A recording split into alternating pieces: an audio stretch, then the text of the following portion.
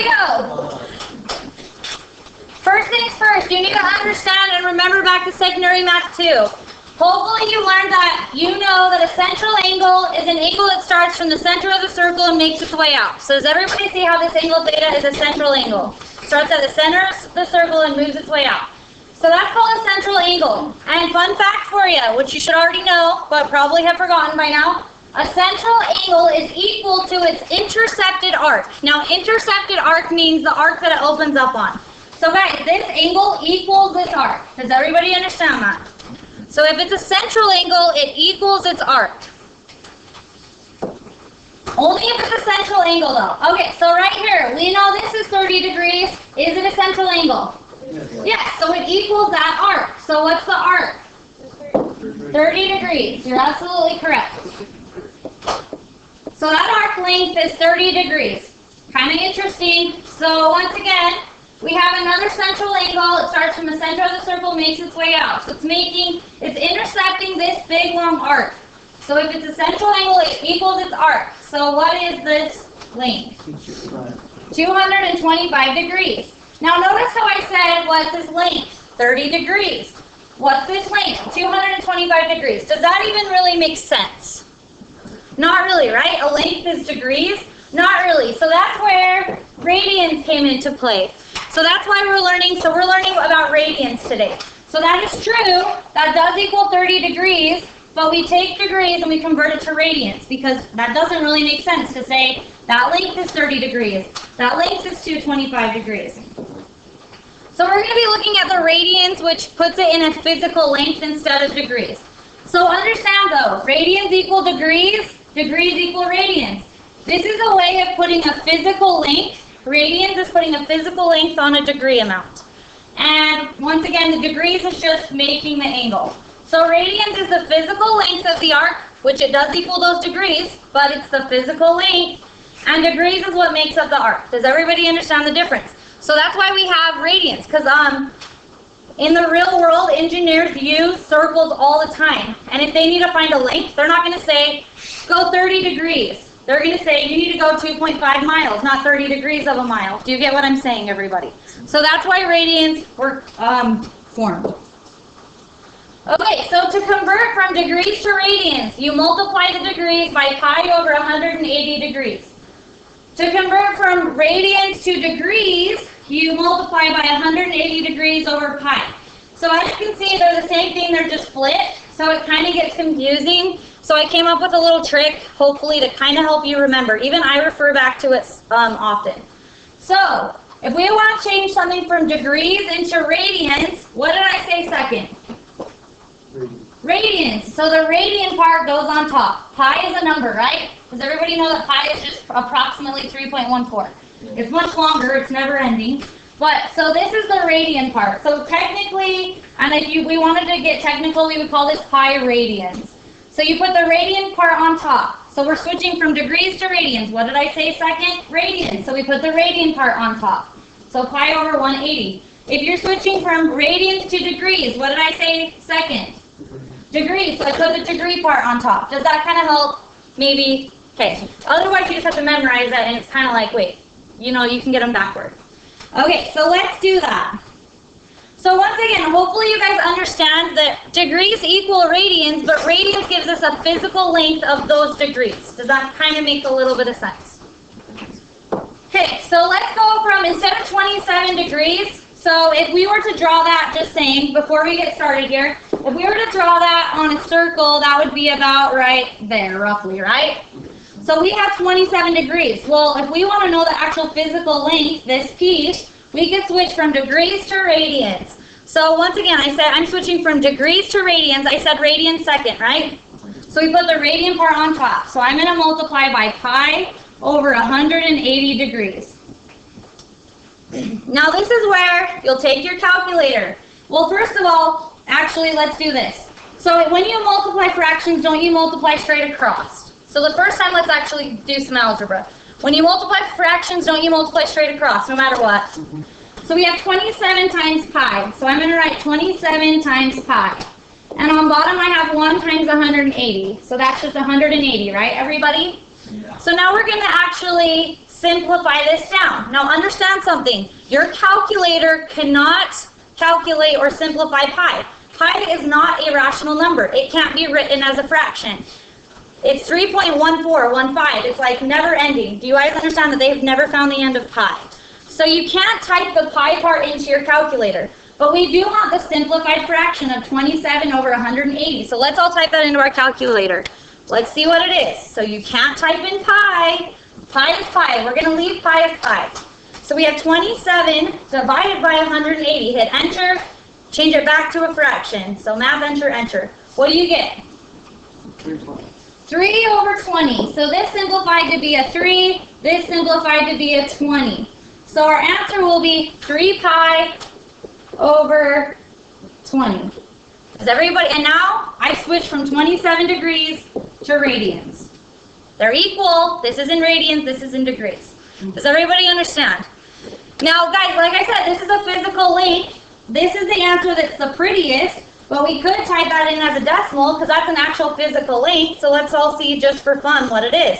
3 times pi, type in pi in your calculator, divided by 20. So in length, it's approximately 0.47 in length. Does everybody see how I'm doing that?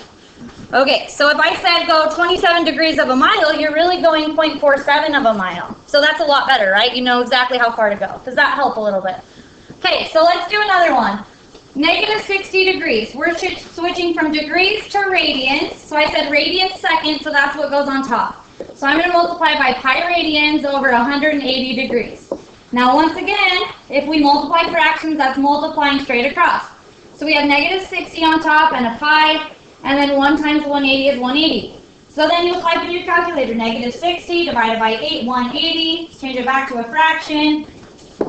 Negative 1/3. So this became a 1, this became a 3. So let's write it in the prettiest form. We're pretty advanced here. What's negative 1 times pi?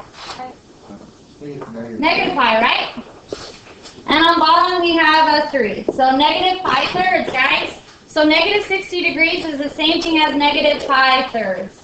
And once again, that's a physical length. So if I really wanted to know what that was, I could go negative pi divided by 3. But this is the prettier answer, obviously. So divided by 3. So that's negative 1.04. All right. Okay, so do we have to find both? No, I'm just getting you familiar with the fact that that's a physical length. Because a lot of people start to think that this is a variable. You know what I mean? So the reason I'm showing you this is just so that you guys understand that that's just a number. But this is the prettier answer because it's not rounded, right? This is the one I'm looking for.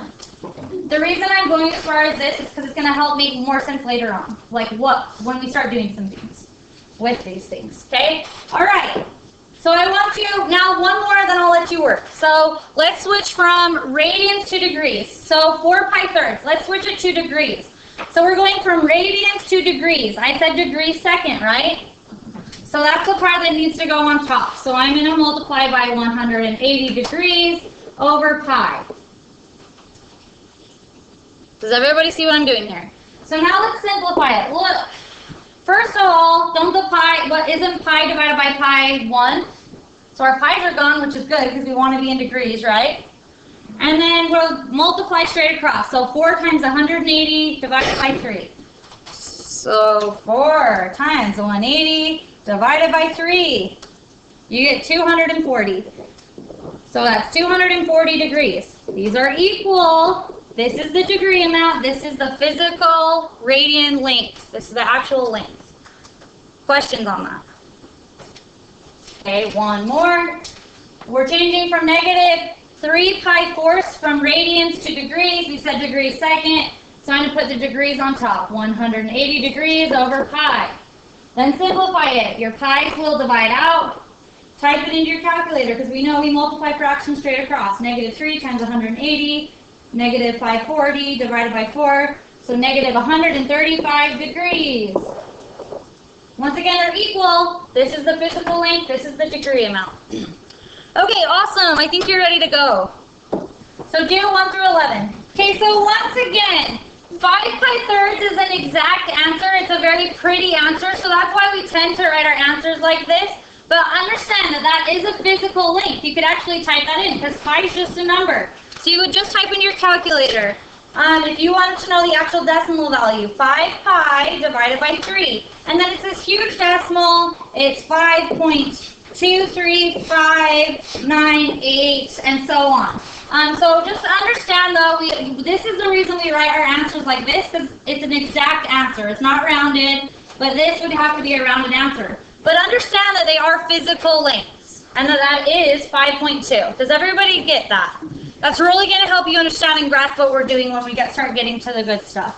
Okay, so now a couple of things to know about your unit circle, very important. So everybody pull up your unit circle. Remember, our unit circle is just the common degrees that we usually look at, and it gives us some exact values. So as we went through this, you guys, remember yesterday we were looking at 30 degrees, 45 degrees, 60 degrees, 90 degrees. So now look, on your unit circle,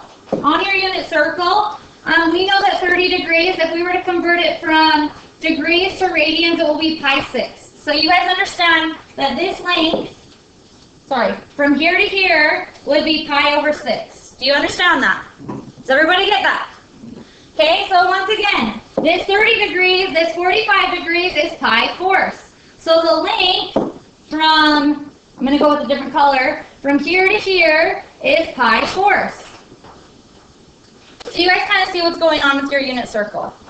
All right, so now what will help us the most is going to be, okay, so what's going to help us the most is physically going through, because this next part's really tricky otherwise, and finding out what is the length of pi 6. So everybody, let's quickly go through and fill in what is pi 6. Write the decimal underneath it so you can use it in the future on your unit circle. So you'll take pi divided by 6. We get 0.52, right? Everybody? So that's length 0.52. So we're going to do pi divided by 4. So pi divided by 4, 0.78, or 0.79, right? So 0.79. So from here to here is 0.79. And then pi divided by 3. And then I'm going to have you guys go through, and you're much quicker, type all these in and figure out the full length. Does that make sense, everybody? Now, one more thing to know. Couple things. So halfway around the circle is pi, right? Everybody, you're going to need to know this. Halfway around the circle is pi. So another half of the circle would be 2 pi's, right? So that would be, this is also not only 0, but also 2 pi. So a full way around the circle will be 2 times pi, which is 6.3, approximately. 6.3. So a full way around the circle is approximately 6.3. Okay, so fill those in on your unit circle, and then we'll go on to the next part for the rest. Okay, so now understand, so that, because it might not be worded as pi radians, so look at number 12, 13, and 14 with me. So number 13, it says write each measure in degrees. So look at number 13. I'm going to do that one with you. Notice it's not in pi radians, it's in simple radians. Does everybody see that? So that would be, if it's not in pi radians, then it's not written as the pi radians, it's not written as the decimal values. Does that make sense? Just the radians, simply radians, with the pi multiplied in. Does everybody understand that? So what I do is I look at my unit circle, I know the physical length approximately, and it says what's the degrees of 1.8 radians. So now this is just going to be pretty approximate. So let's look. Where would 1.8 radians fall? This is 0.52 radians, this is 0.79 radians, this is 1.4 radians, so it's not there, it's further, right? 1.6 radians, and then here's 2.9 radians. So wouldn't it be between these two values right here? Okay, so it's somewhere between 90 and 120. Isn't it closer to 90 though? Yes. 1.6, 1.8, so it's just a little bit past. So a rough estimate's okay. I went with around 100 degrees. Does that make sense, everybody? Approximate's good enough for this. So 1.8 radians is approximately 100 degrees. So approximately 100 degrees. You see how we're going to kind of estimate using actual radians as well. So this is radians, this is pi radians. So if you ever see just radians written in, you know you're not using the pi part. You're going to actually use the physical lengths, the decimal lengths. All right, so now finish problems 12 through 14, and then we'll move on. Okay, so now we're going to go ahead and use, instead of given degrees and asked to find sine and cosine, we're going to be given the physical length and asked to find sine and cosine. So very easy, similar to yesterday. The couple things you have to remember about the unit circle is that cosine of theta is our x point and sine of theta is our y point. X, y points. These are all x, y points, right? All right, so we're going to find cosine and sine of 5 pi thirds. So go to your unit circle, locate 5 pi thirds, which is right here. Does everybody see how this is 5 pi thirds? Yep. Yeah. There's our xy point. So there's our exact answers. So cosine is x, so you'll say cosine of 5 pi thirds. So cosine of 5 pi thirds is equal to 1/2. That easy. And sine of 5 pi thirds is equal to negative square root of 3 over 2, right? Negative square root of 3 over 2. So does everybody see how we're doing this? Any questions? Alrighty, so do I need to do negative? Oh, actually, yeah, this is a good one to do. Okay, because sometimes it gets a little bit hard to see. So one more. It says find the measure of cosine and sine of negative 5 pi thirds. So the positive would be right here, right? So then negative would be right here, right? Kind of hard to see though. What if you were wrong? So can't we find, if we want to know negative 5 pi thirds, if we find the coterminal angle of that, wouldn't it land in the same spot? Everybody? Coterminal means land in the same spot. So I want to know the positive distance, because then I know exactly where to go. Does that make sense? Because it's easy to see on the unit circle the positive. So I personally am going to add, so if we added 360 yesterday, right? The equivalent to adding 360 would be adding 2 pi. Isn't 360 2 pi? Same thing, right? So now I'm going to go ahead and we have to get, so I'm going to just take my calculator, not add the pi parts, because I don't want to have to get a common denominator by hand. I'm going to go like this. Negative 5 thirds plus 2. Change it back to a fraction. Math entry, you get 1/3. So this is a coterminal angle to 1/3 pi, which is just pi thirds, right? So pi thirds is the exact same thing as negative 5 pi thirds. But now I know exactly where to go. Does that help anybody? Okay, sweet. So that's the one I'm using, is pi thirds. So then cosine of negative 5 pi thirds is equal to 1/2, because cosine's x. And then sine of negative 5 pi thirds is equal to square root of 3 over 2. The reason, once again, I use the coterminal angle is just so I can know exactly where to go. You could have just said, okay, I see that the positive 5 pi thirds was all the way around clear to here, so doing that in the opposite direction would have been all the way around to here. But I just sometimes get a little worried I'm not in the right spot. Yeah. Yes. I was just going to ask and see if you could do 17 just to see what I was right. Yes, I can come check you. Yes. Does it work to just like look at it like if it was like 7 pi fourths, and then you just look at the angle that's like right above it? 7 pi fourths. And it would go to like pi fourths if it was negative. Yeah. Oh, you mean like from here to here, we'll map here to here? Yeah. Oh yeah, it would come out to be that way. Okay. So any angle that's just like that. Yeah, it should. Yeah, it should. Okay, so do 15 through 20. Okay guys, so one thing that I just showed to students that it's probably easier than doing the actual adding 2 pi. If you like adding 2 pi, that's great. But like, for example, if I said go negative 3, let's say I said, okay, listen everybody. If I said go negative 7 pi 6, well the positive 7 pi 6 is clear over here, right? But we need to be in that same spot in the negative. So let's count how many tick marks we went. 1, 2, 3, 4, 5, 6, 7, 8, 9, right? So let's do that in the negative direction. 1, 2, 3, 4, 5, 6, 7, 8, 9. So we're going to end up right here. Does that make sense, everybody? Yep. That's probably easier than the 2 pi thing. I don't care how you do it. Either way. The next thing.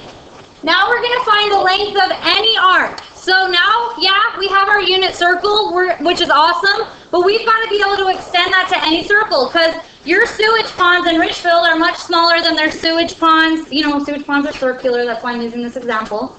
You know what a sewage pond is, right? You don't? You didn't know that your... Okay, sewage ponds are circular, you guys, and they just sit in the middle of a field, right? So your sewage ponds here are smaller than the ones up north. So we've got to be able to find physical lengths. The length of your sewage pond around is much different than the ones up north. So we've got to extend that to be able to find, no matter how big or small the circle, we've got to be able to find arc length. And here's the formula. So S is equal to R times theta. You've got to know what each of them mean. So S is the length of the arc. S is the length of the arc. R is the radius, and theta is your angle. Now understand something. We are finding that arc length, depending on the radius. So this formula helps us so that we could extend this radius and make it bigger, right? And still know the arc length. Do you see what I'm saying? Or we could make the, yeah, do you get what I'm saying? Everybody, kind of. Okay, so then with that being said, guys, your angle, because we're calculating physical length, your angle has to be in radians. Do you understand that? It has to be in radians. So let's say I said, find the arc length, and I gave you 60 degrees. You can't find arc length with 60 degrees. We need the physical length. So you change 60 degrees to radians and then plug it into the formula. Do you see what I'm saying, everybody? Okay. So let's do number 21 together. So it says, find the length of the indicated arc. You have to just know this formula forever and ever. So it says, find the length of the indicated arc. So we know the length of the arc is equal to the radius times theta. So we'll plug it in. So our length of our arc we're trying to find is A. Does everybody see how we're trying to find the length of this arc? So we're going to say A is equal to, what's our radius? 4 inches. Is everybody okay with that? So 4, and I'm not going to write the inches part right now. I'll put it in my final answer. And then times theta. Well, guess what? My theta's in radians, so I'm good to go. Does everybody see that? If it was 60 degrees, we'd change it, right? Because we can't calculate physical length with degrees. That's why we learned radians. Okay, so 4 times 7 pi over 8. And now we know how to multiply fractions straight across. So we have A is equal to 4 times 7, which is 28 pi over 8. Simplify the fraction if possible. So what do we get? Do not type, your calculator can't do pi. 7/2. So 7/2. So this becomes 7 pi halves. So our length of A is 7 pi halves. I also need the decimal answer. Type that in. And it says round your answer to the nearest 10. So 7 pi halves is equal to what? 10.9. 11. So we're rounding to the nearest 10. So it rounded to be 11. So our length of our arc was 7 pi halves or 11. Does everybody understand that?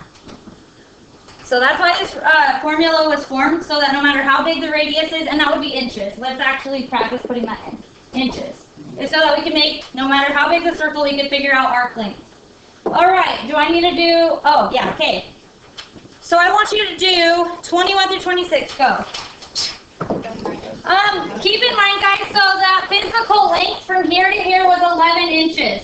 So like on problem number, I like problem number, let's see.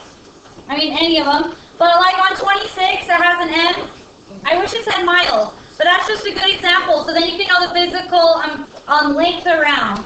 So it's kind of cool. The formula's cool. All right, so this next part, we're going to read problem number 27 on the back. Okay, here we go. So 27 says, the minute hand of a clock is 8 inches long. Now it's asking us, what distance does the tip of the minute hand travel in 10 minutes? So this takes quite a high level of thinking here. So let me teach you how to start out with these. You'll get better as you practice. So first of all, it says the minute hand of the clock is 8 inches. So I first have a clock here. You you'll want a picture, it kind of helps you out. So the minute hand would be, this is the minute hand, right? That's the yellow stuff right there. So that's our radius, right? It's 8 inches long. So I'm going to put an 8 there. Does everybody understand how we just have a radius here? Yes. Okay, awesome. So now it says, what distance, and I wish we didn't even have anything written on there, but it's okay. So it says, what distance does the tip of the minute hand travel in 10 minutes? So looking at our clock here, it's split into a couple sections, right? 5, 10, right? Yeah.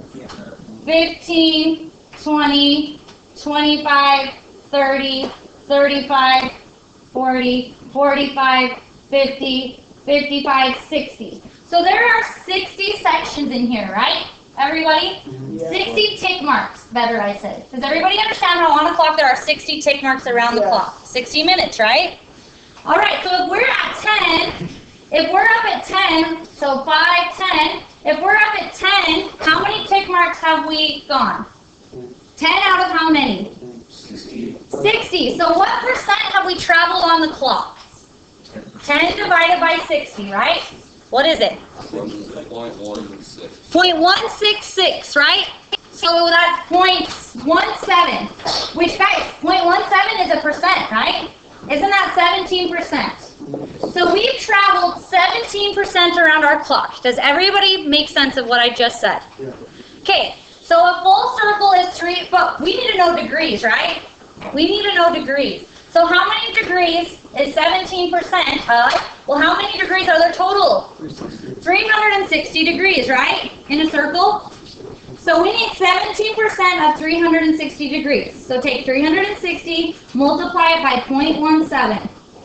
What degrees have we traveled out of 360 when we get to the 61.2 degrees? Is everybody comfortable with that?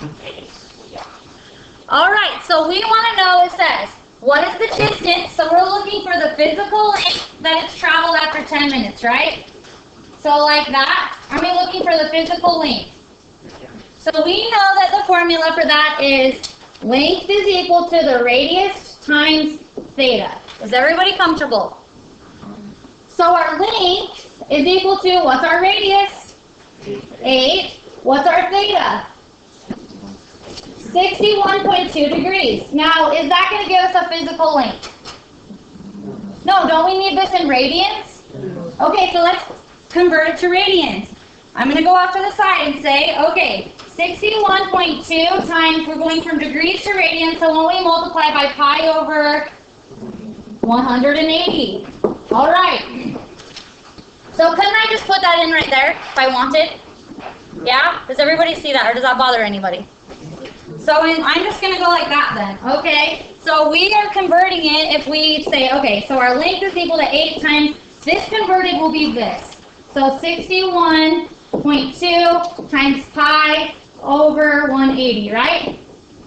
Does everybody see how I put it in? And you're done. Calculate it. How much inches have we traveled? Go, calculate it. Everybody, don't just watch me. 8 times 61.2 times pi. You got to use parentheses around this stuff.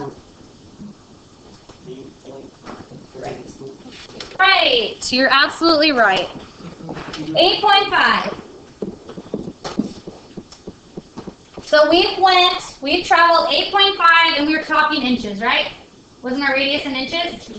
Inches. So you've traveled 8.5 inches around the clock. So this is the kind of problem you're going, all that stuff we learned today was all just for stuff like this. Okay?